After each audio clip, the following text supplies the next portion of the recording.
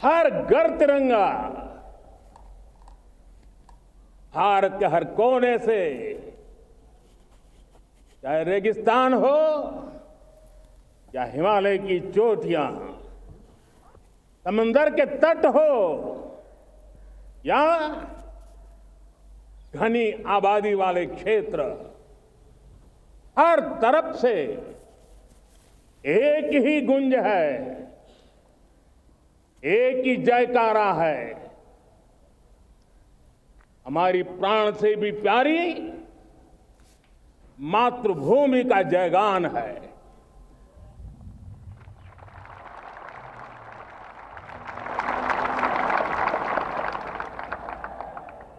मेरे प्यारे देशवासियों, सन 47 में अनंत संभावनाओं के साथ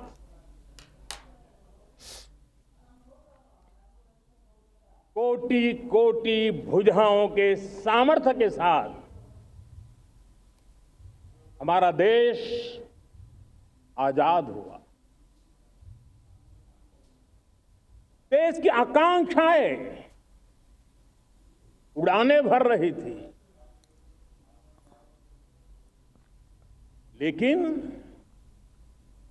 चुनौतियां उससे भी कुछ ज्यादा थी। पूज्य बापू के सिद्धांतों पर चलते हुए संविधान सभा के सदस्यों ने एक बहुत ही महत्वपूर्ण दायित्व निभाया। भारत का संविधान गत 75 वर्ष से एक प्रकाश स्तंभ बन करके हमें मार्ग दिखाता रहा है। भारत के संविधान निर्माता अनेक विद महापुरुष डॉक्टर राजेंद्र प्रसाद, बाबा साहब आंबेडकर, पंडित नेहरू, सरदार वल्लभ भाई पटेल, डॉक्टर सर्वपल्ली राधाकृष्णन जी, इतना ही नहीं, हमारी नारी शक्ति का भी योगदान कम नहीं था। हंसा मेहता जी, दाक्षायणी, वेलायुधन जैसी विदुषियों ने भी भारत के संविधान को सशक्त करने में अपनी भूमिका निभाई थी। मैं आज लाल किले की प्राचीर से देश का मार्गदर्शन करने वाले, देश को दिशा देने वाला संविधान के निर्माताओं को आदरपूर्वक नमन करता हूं।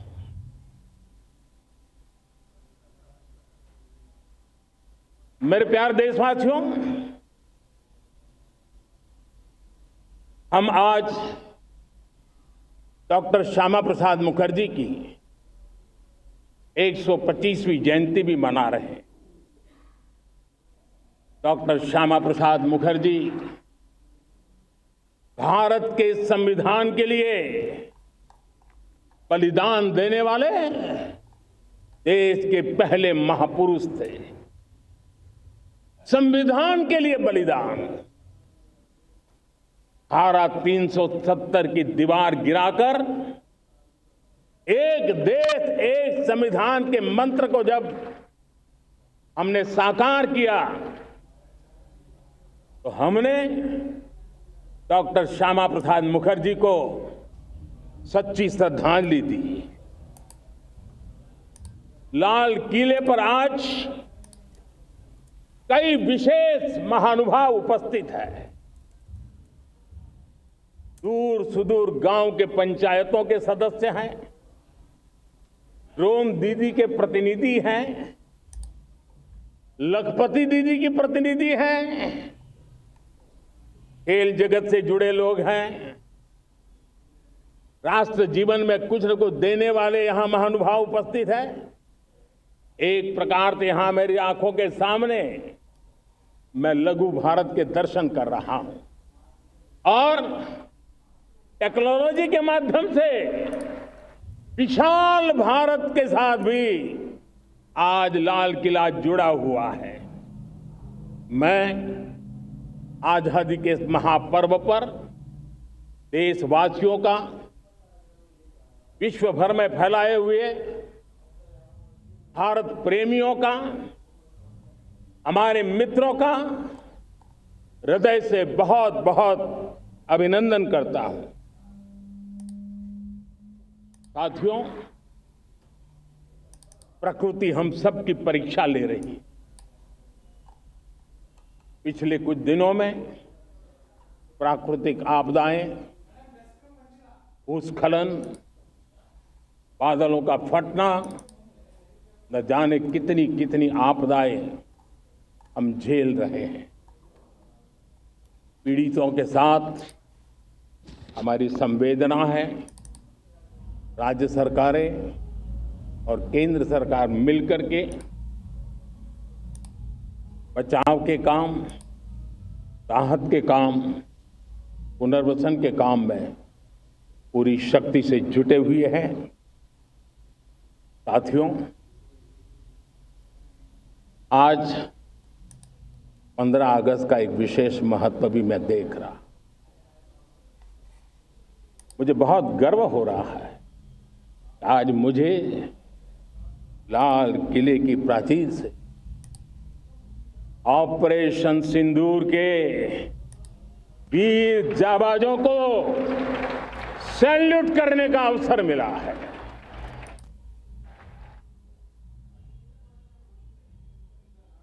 हमारे वीर जाबाज सैनिकों ने दुश्मनों को उनकी कल्पना से परे सजा दी है।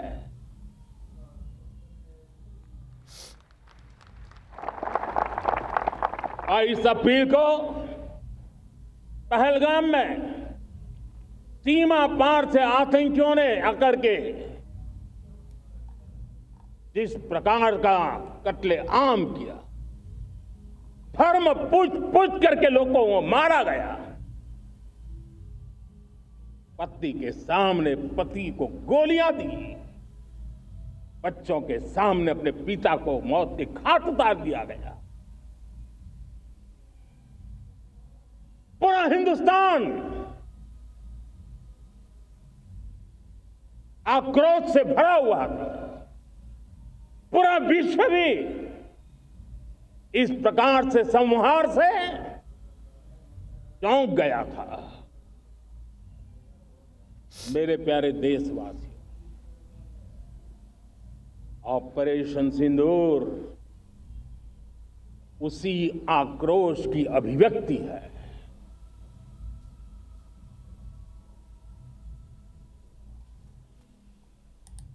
बाईस तारीख के बाद हमने हमारे सेना को खुली छूट दे दी। रणनीति वो तय करे, लक्ष्य वो तय करे, समय भी वो चुने, और हमारी सेना ने वो करके दिखाया जो कई दशकों तक कभी हुआ नहीं था। सैकड़ों किलोमीटर दुश्मन की धरती पर घुस करके आतंकी हेडक्वार्टर्स को मिट्टी में मिला दिया। आतंकी इमारतों को खंडहर बना दिया।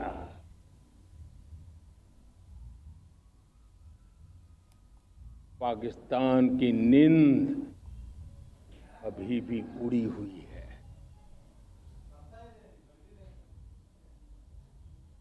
पाकिस्तान में हुई तबाही इतनी बड़ी है कि रोज नए नए खुलासे हो रहे हैं, नई नई जानकारियां आ रही। मेरे प्यारे देशवासियों, हमारा देश कई दशकों से आतंक को झेलता आया हुआ। देश के सीने को छलनी कर दिया गया है। अब हमने एक न्यू नॉर्मल प्रस्थापित किया। आतंक को और आतंकी को पालने पोसने वालों को, आतंकियों को ताकत देने वालों को अब हम अलग अलग नहीं मानेंगे।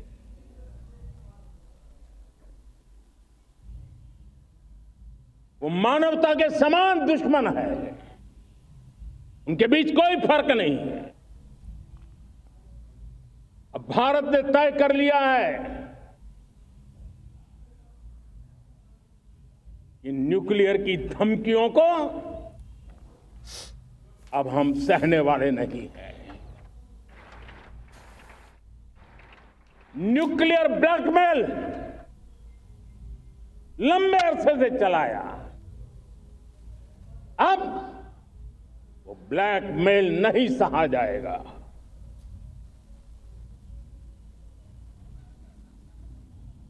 आगे भी अगर दुश्मनों ने ये कोशिश जारी रखी, हमारी सेना तय करेगी, सेना की शर्तों पर, सेना जो समय निर्धारित करे उस समय पर, सेना जो तौर तरीके तय करे उस तौर तरीके से, सेना जो लक्ष्य तय करे उस लक्ष्य को अब हम अमल में ला करके रहने वाले हैं। हम मुंह तोड़ जवाब देंगे। मेरे प्यारे देशवासियों, भारत ने तय कर लिया है, खून और पानी एक साथ नहीं बहेंगे।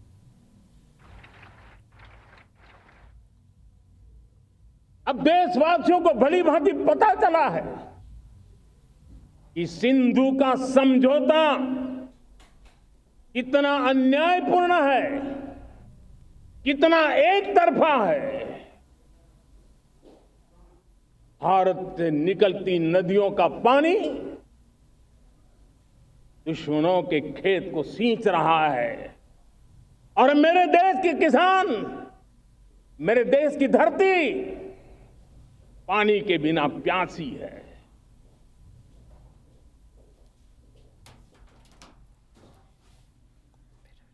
ये ऐसा समझौता था जिसने पिछले 7 दशक से मेरे देश के किसानों का अकल्पनीय नुकसान किया है।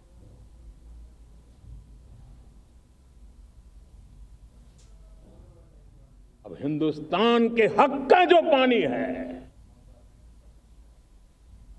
उस पर अधिकार सिर्फ और सिर्फ हिंदुस्तान का है, हिंदुस्तान के किसानों का है। भारत कतई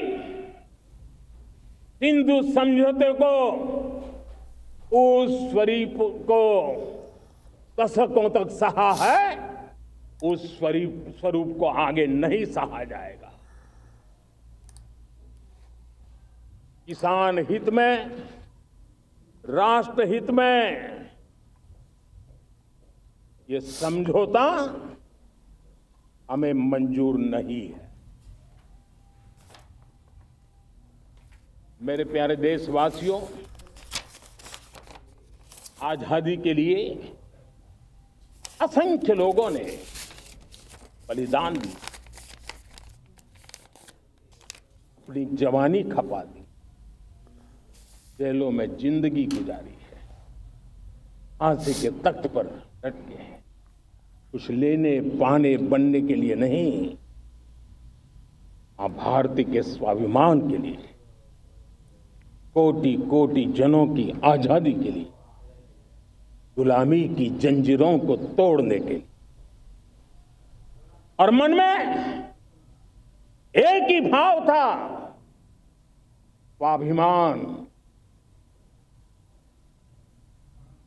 साथियों, गुलामी ने हमें निर्धन बना दिया। गुलामी ने हमें निर्भर भी बना दिया। औरों पर हमारी निर्भरता बढ़ती गई। हम सब जानते हैं, आजादी के बाद कोटि कोटि जनों के पेट भरना बड़ी चुनौती थी। कि यही मेरे देश के किसान हैं जिन्होंने खून पसीना एक करके देश के अन्न के भंडार भर दिए।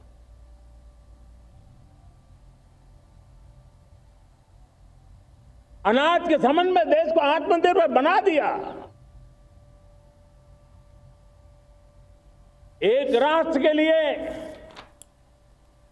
आत्मसम्मान की सबसे बड़ी कसौटी आज भी उसकी आत्मनिर्भरता है। और मेरे प्यारे देशवासियों, विकसित भारत का आधार भी है आत्मनिर्भर भारत।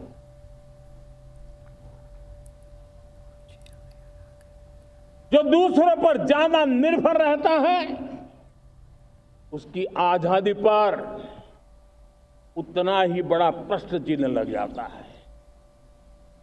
और दुर्भाग्य तो तब बन जाता है जब निर्भरता की आदत लग जाए, पता ही ना चले हम कब आत्मनिर्भरता छोड़ रहे हैं और कब किसी के निर्भर हो जाते हैं।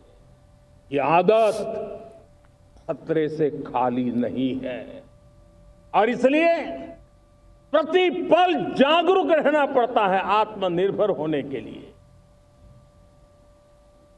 और मेरे प्यारे देशवासियों, आत्मनिर्भरता का नाता सिर्फ आयात और निर्यात, रुपये, पैसे, पाउंड, डॉलर यहां तक सीमित नहीं है।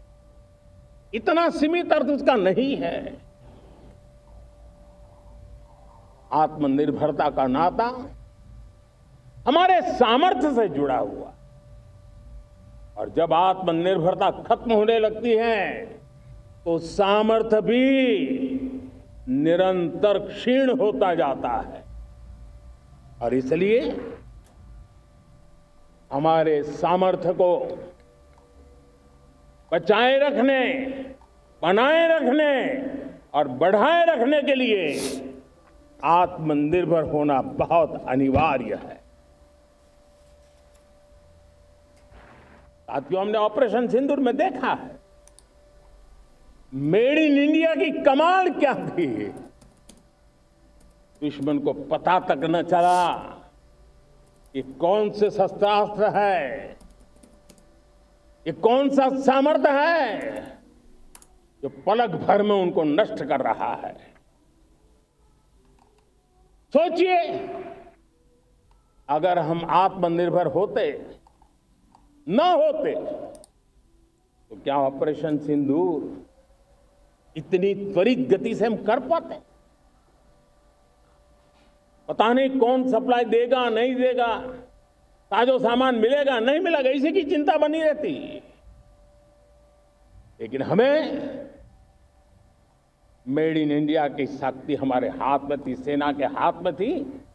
इसलिए बिना चिंता, बिना रुकावट, बिना हिचकिचाहट हमारी सेना अपना पराक्रम करती रही। और ये पिछले 10 साल से लगातार डिफेंस के क्षेत्र में आत्मनिर्भरता पर हम एक मिशन लेकर के चले हैं, उसके नतीजे आज नजर आ रहे हैं। साथियों, मैं एक और विषय पर आपका ध्यान आकर्षित करना चाहता हूं। ये बात से कोई इनकार नहीं कर सकता कि 21वीं सदी टेक्नोलॉजी ड्रिवन सेंचुरी है। और जब टेक्नोलॉजी ड्रिवन है और इतिहास की तरफ नजर करें तो पता है कि इतिहास गवाह है, जिन जिन देशों ने टेक्नोलॉजी में महारत हासिल की, वो देश विकास की ऊंचाइयों को पार कर गए, शिखर पर पहुंच गए। आर्थिक शक्ति नए पैमाने पर पहुंचती गई। हम जब टेक्नोलॉजी के अलग अलग आयामों की बात करते हैं, तो मैं आपका ध्यान आकर्षित करता हूं सेमीकंडक्टर्स पे। उदाहरण के तौर पे बताता हूं, मैं यहां लाल किले से किसी सरकार की आलोचना करने के लिए खड़ा नहीं हुआ और नहीं मैं करना चाहता, लेकिन देश की युवा पीढ़ी को जानकारी होना भी उतना जरूरी है। हमारे देश में 50-60 साल पहले सेमीकंडक्टर को लेकर के फाइलें शुरू हुई। 50-60 साल पहले फैक्ट्री का विचार चालू हुआ। आप मेरे नौजवानों जानकर के हैरान हो जाएंगे, आज सेमीकंडक्टर जो पूरी दुनिया की एक ताकत बन गया है, 50-60 साल पहले वो विचार, वो फाइलें अटक गई, लटक गई, अटक गई। सेमीकंडक्टर के विचार की ही भ्रूण हत्या हो गई। 50-60 साल गवा दी। हमारे बाद कई देश सेमीकंडक्टर में आज महारत हासिल करके दुनिया में अपनी ताकत को प्रस्थापित कर रहे हैं। साथियों, आज हमने उस बोझ से मुक्त होकर के मिशन मोड में सेमीकंडक्टर के काम को आगे बढ़ा है। 6 अलग अलग सेमीकंडक्टर के यूनिट्स जमीन पर उतर रहे हैं। 4 नए यूनिट्स को हमने ऑलरेडी हरी झंडी दिखा दी है, ग्रीन सिग्नल दे दिया है। और देशवासियों और मेरे खास करके नौजवानों और विश्व भर में भारत की टेक्नोलॉजी की ताकत को समझने वाले लोगों को भी कहना चाहूंगा, इसी वर्ष के अंत तक मेड इन इंडिया, भारत की बनी हुई, भारत में बनी हुई, भारत के लोगों द्वारा बनी हुई मेड इन इंडिया चिप्स बाजार में आ जाएगी।